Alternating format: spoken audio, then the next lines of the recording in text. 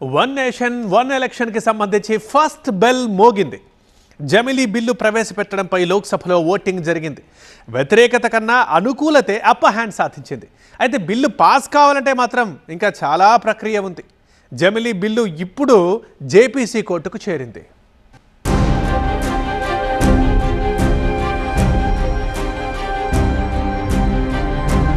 One nation one election దేశవ్యాప్తంగా Lok Sabha assembly ఎన్నికలు ఒకేసారి నిర్వహించేలా జమిలీ బిల్లు సిద్ధమవుతోంది. కేంద్ర న్యాయశాఖ మంత్రి అర్జున్ రామ్ మేఘవాల్ ప్రవేశపెట్టిన తీర్మానంపై లోక్సభలో ఓటింగ్ జరిగింది. ఈ బిల్లును ప్రవేశపెట్టేందుకు 269 మంది ఎంపీలు అనుకూలంగా ఓటేశారు.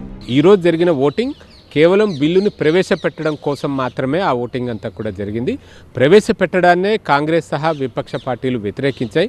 కొన్ని విపక్ష పార్టీలు దీన్ని జేపీసీకి పంపాలి అంటూ సూచించాయి.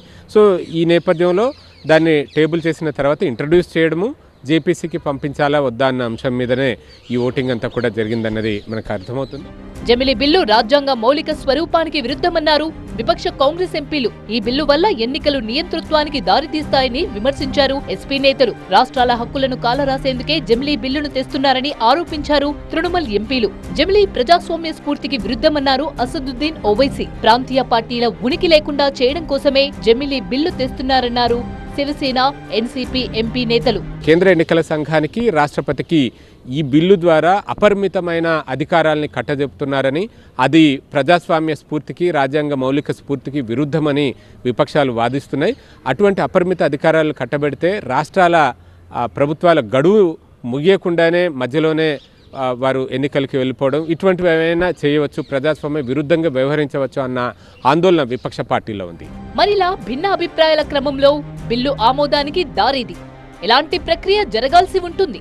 దీన్ని జాయింట్ పార్లమెంటరీ కమిటీకి పంపించి ఆ జేపీసీ 90 రోజుల గడువు తీసుకుంటే 90 రోజుల్లో దీని మీద సమగ్రంగా అధ్యయనం చేసి మళ్ళీ అభిప్రాయాలు తీసుకుని సంప్రదింపులు జరిపి ఇందులో ఏమైనా మార్పులు చేర్పులను సూచిస్తూ ఒక నివేదిక ఏదైనా ఇస్తే ఆ నివేదికను బేస్ చేసుకుని మళ్ళీ బిల్లుని లోక్సభలో దాని మీద చర్చించాల్సి ఉంటుంది. ఆ తర్వాత ఆమోదించాల్సి ఉంటుంది. రాజకీయ ప్రయోజనాల కోసమే విపక్షాలు జమిలీ బిల్లును బూచిగా ప్రొజెక్ట్ చేస్తున్నాయంటూ ఎన్డీఏ సర్కార్ మండిపడుతోంది. ఈ బిల్లును జేపీసీకి పంపడానికి తమకు ఎలాంటి అభ్యంతరం లేదన్నారు కేంద్ర హోంమంత్రి అమిత్ షా. జేపీసీలో ఏకాభిప్రాయం సాధించవచ్చనేది ఎన్డీఏ ధీమా. అదెలాగా? జాయింట్ పార్లమెంటరీ కమిటీకి పంపించడం ద్వారా మళ్ళీ ఈ పార్టీల అభిప్రాయాలు, వారితో సంప్రదింపులు ఇవన్నీ కూడా జరుగుతాయి. ఎందుకంటే జేపీసీలో విపక్ష పార్టీలకు చెందిన ఎంపీలు కూడా సభ్యులుగా ఉంటారు కాబట్టి ఈ సంప్రదింపు ప్రక్రియలో వారు కూడా భాగస్వాములు అవుతారు. దాన్ని బట్టి ఈ బిల్లు ద్వారా ప్రజా ప్రయోజనాలు ఏంటి, దీంట్లో వాళ్ళు లేవనెత్తుతున్న అభ్యంతరాలు ఏంటి, ఆ అభ్యంతరాలని ఏదైనా సవరణల ద్వారా తొలగించవచ్చు. ఏమైనా సవరణలు అవసరమైతే జేపీసీలో సూచిస్తారు. ఆ తర్వాత మళ్ళీ లోక్సభకు వస్తుంది. లోక్సభలో పాస్ అయిన తర్వాత 2/3 మెజారిటీతో పాస్ అయిన తర్వాత అది రాజ్యసభకు వెళ్తుంది.